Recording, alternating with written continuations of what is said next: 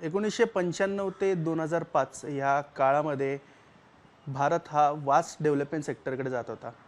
म्हणजे वाढणारी वाहनं, इंडस्ट्रियल एरिया, डेव्हलपमेंट सेक्टर हे सगळं मोठ्या प्रमाणात वाढत होतं.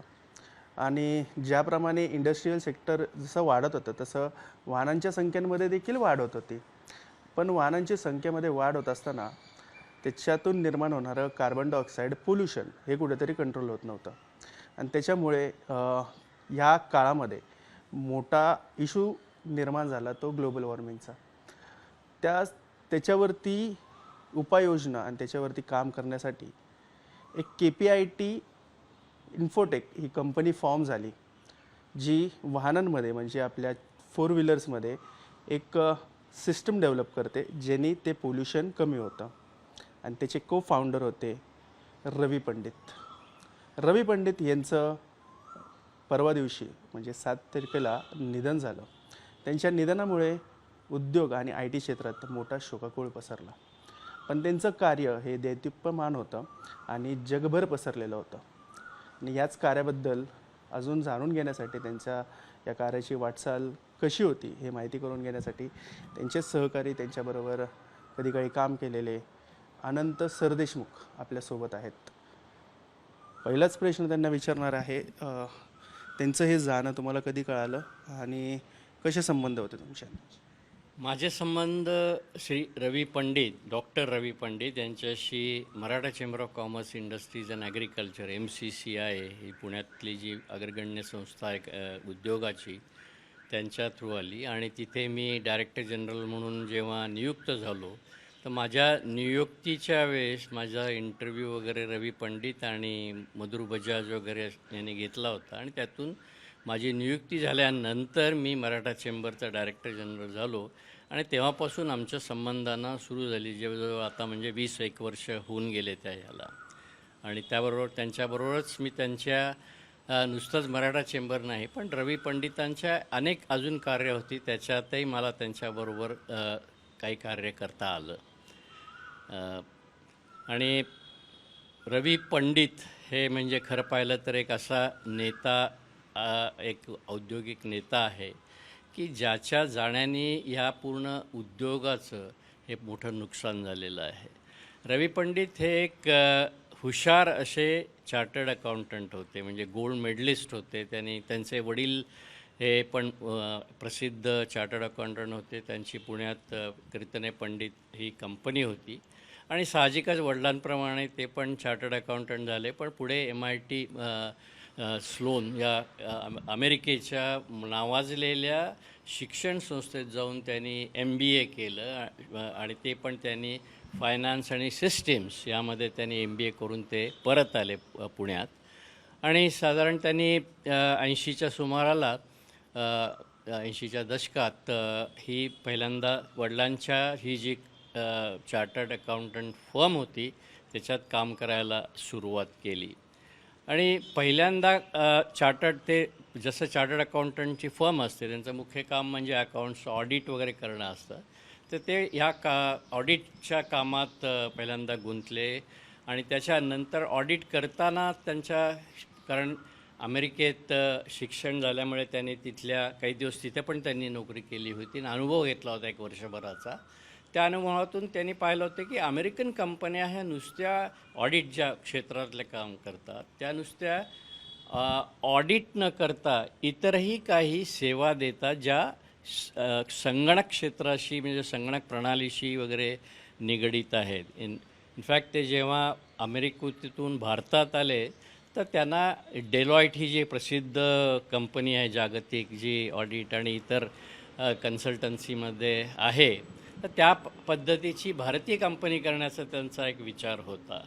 आणि मग त्यांनी जेव्हा ते ऑडिट इथे करायला लागले तेव्हा हे एक लक्षात ते म्हणजे तिथेच नुसतं ऑडिट मध्येच न थांबता त्या एकंदरच कंपनीच्या एकंदर जे उत्पादन एक प्रणाली आहे किंवा उत्पादन व्यवस्था आहे त्याचासुद्धा ते अभ्यास करायचे. आणि त्यातून काय शोधता येईल, काय जी माहिती, कारण ऑडिट करताना पुष्कळ माहिती जमा होते आणि हे नुसतंच बरोबर आहे का चूक आहे हे नसून त्याच्या पुढे त्या माहितीचा कसा उपयोग हा उद्योगांना होऊ शकेल हा विचार त्यांच्या डोक्यात आला होता.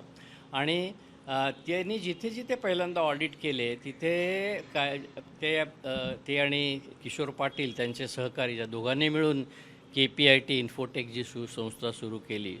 तर ते दोघंही पुष्कळसा वेळ हे ज्याला आपण शॉप फ्लोअर म्हणतो, जिथे म्हणजे प्रत्यक्ष उत्पादन होत असे तिथे हा घालवायचे वेळ, आणि ते पूर्णपणे असं त्याचं निरीक्षण करायचं आणि त्याच्यातून काय काढता येईल काय नाही, कुठली माहिती कंपनीच्या फायद्याची असेल असं काढून ते पुढे ते द्यायला लागले. आणि त्यातूनच पुढे KPIT इन्फोटेक या संस्थेचा या कंपनीचा जन्म झाला. आणि त्यांनी ऑडिटच्या पुढे जाऊन हे पूर्ण जे सर्व्हिसेस आहेत की जो प्रचंड प्रमाणात जो आपण डाटा जनरेट होतो तो त्याचं ॲनालिसिस करून त्याचा योग्य असा रिपोर्ट बनवून कंपन्यांना द्यायचा त्यांनी सुरुवात केली. आणि त्यातूनच पुढे ही संस्था त्यांची पुढे कामाला लागली. म्हणजे उद्योग क्षेत्रापासनं IT क्षेत्रापर्यंत जाण्याचा हा त्यांचा असा हा प्रवास होता. 90च्या क्षेत्रात, कारण एकंदर पाहिलं तर IT क्षेत्राची खूप मोठी सुरुवात झाली आणि त्यावेळेस ते सर्वात मोठं असं क्षेत्र म्हणजे उभरणारं आणि ज्याची वाढ प्रचंड मोठ्या प्रमाणात होत होती. आपण पाहिलं की भारताची सुद्धा जी वाढ झाली एकंदर GDPमध्ये वगैरे ती तेव्हापासूनच IT क्षेत्रामुळेच झाली. आणि जिथे तिथे ITच्या एकंदर सेवांबद्दल त्याची गरज आणि त्यातून होणारा फायदा लोकांच्या लक्षात आल्यामुळे जास्ती प्रमाणात IT कंपन्या आल्या आणि त्या वेगवेगळ्या प्रकारच्या सेवा देऊ लागल्या. तर तोच एक धागा जो आहे तो पकडून यांनी सुरुवात केली होती. पण हे जरा इतरांपेक्षा वेगळे होते आणि अत्यंत अशा विस्तृत आणि उपयोगी असे एक ज्या सिस्टीम्स होत्या या KPIT इन्फोटेकने द्यायला सुरुवात केली होती. वाहनांवरती मोस्ट ऑफ काम होतं, म्हणजे वाढत्या आता सगळ्या सेक्टर्समध्ये जेव्हा त्या काळामध्ये सगळे इंडस्ट्रीज वाढत होती, सगळे जे कंपनीज वाढत होते तसे वाहनं देखील वाढत होती. तर ते वाढत असताना त्याच्यावरती जो मेन इश्यू येत होता ग्लोबल वॉर्मिंगचा या पोल्युशनचा, त्याच्यावरती वर्कआउट करण्यासाठी त्यांनी हे सगळं डेव्हलप केलं होतं. तर त्याबद्दल काय सांगा? त्यावेळेस तेव्हापासून त्याच्या थोड्या आधीपासूनच हे जे आपण ज्याला वातावरणातलं जे पोल्युशन म्हणतो त्यापासून जागतिक वातावरणात हवामानात होणारा जो बदल आहे किंवा त्यापासून होणारे जे ग्लोबल वॉर्मिंग आणि असे जे दुष्परिणाम आहेत तर त्याचे लक्षात येऊन त्याच्यावर मोठ्या प्रमाणात संशोधन सुरू झालं होतं. ते कसं कमी करता येईल याबद्दल प्रयत्न सुरू झाले होते आणि जगातल्या प्रत्येक राष्ट्रीयांनी पुढाकार घेऊन ते कसं कमी करता येईल. म्हणजे हे जे आपण जेव्हा वाहन उद्योगाकडे पाहतो तेव्हा मुख्यत्वे करून हा जो कार्बन डायऑक्साईड वाहनाच्या ज्वलनातून बाहेर पडतो आणि जो वातावरणात मिसळतो तो प्रचंड प्रमाणात मोठ्या प्रमाणात म्हणजे 16-17% वगैरे तो प्रचंड हानिकारक असा आहे आणि तो कमी करण्याचा निर्णय सगळ्याच राष्ट्रांनी घेतला.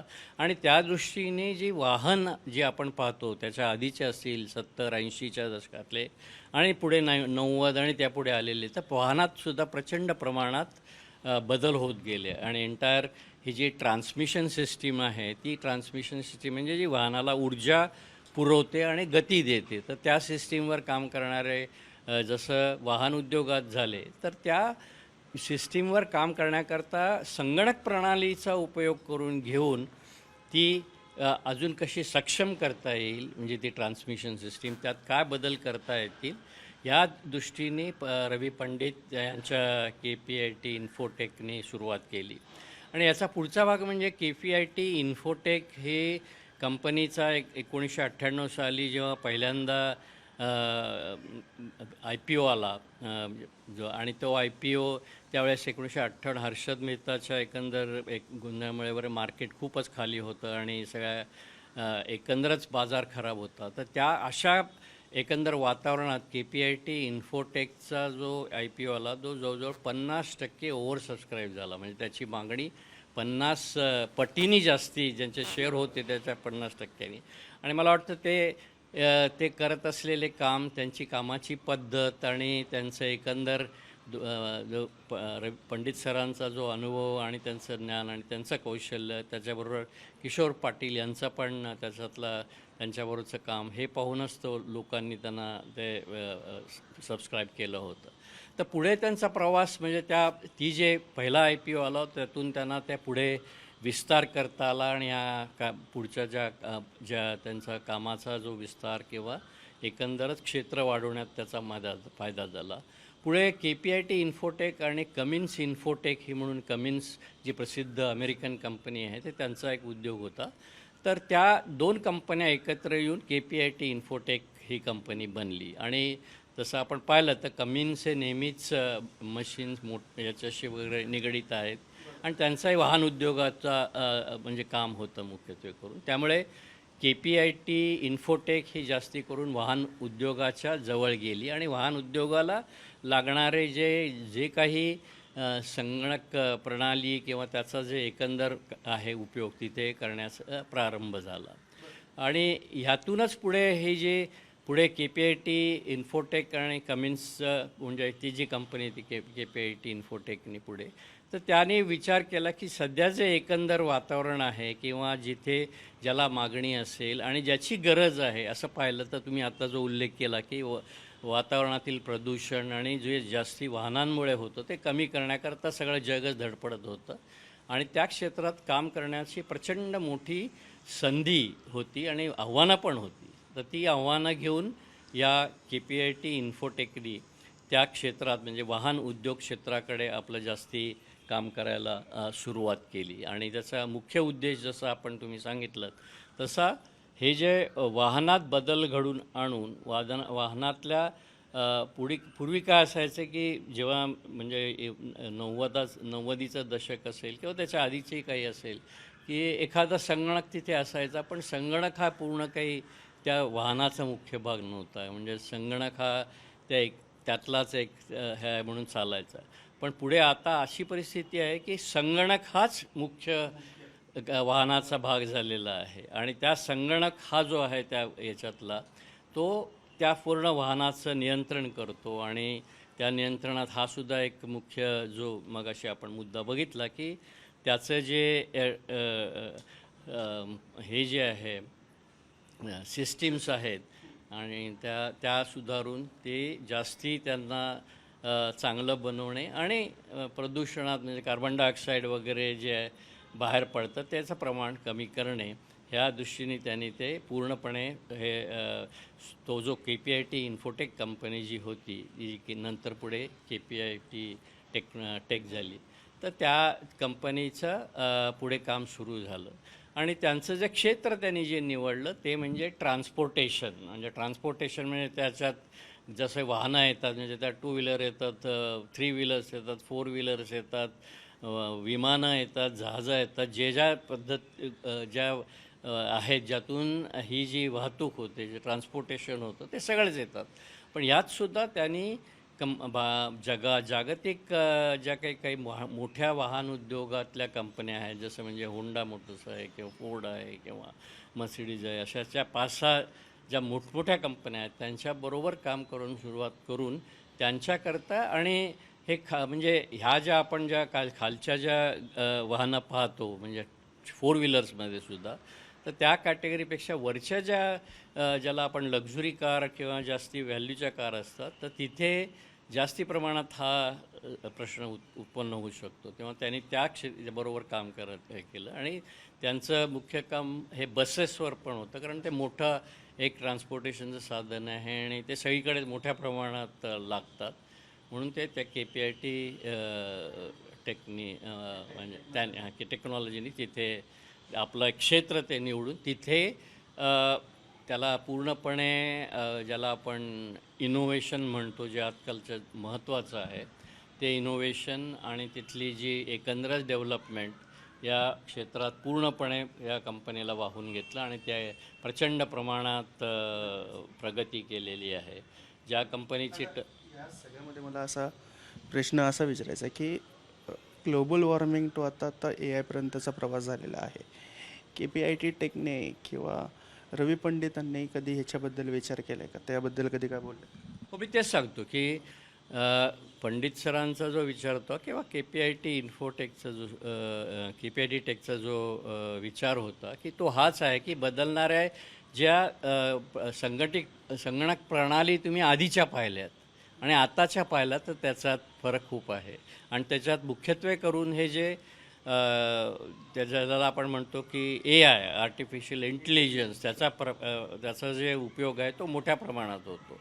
तर या सर्व नवीन ज्या डेव्हलप झालेल्या सिस्टीम्स आहेत, नवीन प्रणाली ह्याचा वापर करून ते नवीन त्यांची जी आता हे जे त्यांची जी एम्बेडेड टेक्नॉलॉजी म्हणतात, जी म्हणजे ही काही वेगळा असा भाग नसतो, पण तो भाग जी टेक्नॉलॉजी त्यांनी केलेली आहे प्रणाली वगैरे, ती त्यात आत म्हणजे एम्बेड झालेली असते. त्यातच त्याचा म्हणजे एखादं इंजिन असेल तर त्याचाच ती भाग बनलेली असते आणि ती त्या इंजिनला सगळं चालवत असते.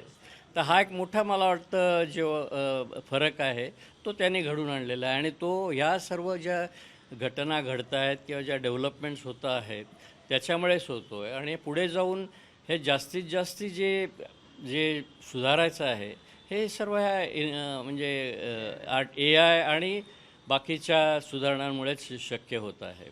आणि त्यांचा त्या KPIT ही जी कंपनी आहे तिचा पायाच मुळे इनोव्हेशन आहे की काहीतरी नवनिर्माण करायचं की घेऊन नाही तर ते हे जर नसतं तर तेच मला वाटतं आज ज्या बाकीच्या कंपन्या IT मध्ये सर्व्हिसेस देतात तिथेच राहिले असते. पण काहीतरी नवीन इनोव्हेटिव्ह जे एकंदर जगाकरता एकंदर समाजाकरता फायद्याचं असेल ते बनवण्याचं त्यांचा ध्येय होतं आणि ते त्यांनी स्वीकारलं, त्यातली आव्हानं स्वीकारली आणि त्यांनी ही प्रगती घडून आणलेली आहे. त्यांच्या या कार्यक्षेत्राबद्दल किंवा कार्यप्रणालीबद्दल सरकारने विचार केला होता का? सरकारी कामासाठी फायदा असेल किंवा त्यांच्या वाढत्या या सगळ्या सामाजिकदृष्ट्या पाहता काय पावलं उचलली पाहिजे असं उद्योग क्षेत्रात त्यांना? नाही, सरकारने नक्कीच याचा विचार केला होता. कारण पंडित सर हे म्हणजे बऱ्याच काही कमिट्यांवर होते किंवा सरकारना त्यांनी बरंच काही सूचना केल्या होत्या, हे केलं होतं. गडकरी सरांनी बरेच पंडित सरांकडून या ज्या काही प्रणालीज आहेत ते या बनवून घेतल्या होत्या आणि त्याच्यावर त्यांनी त्यांच्या ज्या ती वाहनं ज्यांनी गडकरी सरांनी आणली, आपले जे मंत्री आहेत त्यांनी, तर त्यात पंडित सरांचंच मी म्हणेन की हो, बुद्धिमत्ता ती प्रणाली जी होती ती बनवली ती सर्व गडकरी साहेबांनी पंडित सरांनाच त्याच्यात इन्व्हॉल्व करून घेतलेली होती. उद्योग क्षेत्रात असा शोकाकाळ पसरलेला आहे, पण जे नुकसान झालेलं आहे असं म्हणू आपण की त्यांचं जे फ्युचर प्लॅनिंग होतं ते कुठल्या क्षेत्रात होतं, कसं होतं? त्यांचं जे मी मगाशी सांगितलं त्यांचं फ्युचर प्लॅनिंग ह्याच होतं की त्यांनी जो इंडस्ट्रीचा सेगमेंट जो मी मगाशी सांगितलं की ट्रान्सपोर्टेशन सेगमेंटमध्ये त्यातसुद्धा तो पूर्णपणे अगदी ज्याला वेल डिफाईंड म्हणता येईल असं ठेवला होता की आम्ही या क्षेत्रातल्या मोठ्या वाहनांवर काम करणार आणि त्या सुरुवातीला कारण तिथे बदल होणं जरुरी आहे. त्यामुळे ते बसेस असतील किंवा लक्झरी कार असतील त्यांच्या त्या ट्रान्समिशन सिस्टीमवर काम करत होते आणि तेच त्यांचं क्षेत्र होतं आणि त्याच्यावरती संशोधन त्यातलं इनोव्हेशन करून त्या पुढे आणणं हेच त्यांचं काम होतं आणि ते चालू होतं आणि ते पुढे चालू पण राहील आणि ते पुढे नक्कीच अजून पुष्कळ प्रगत होणार आहे.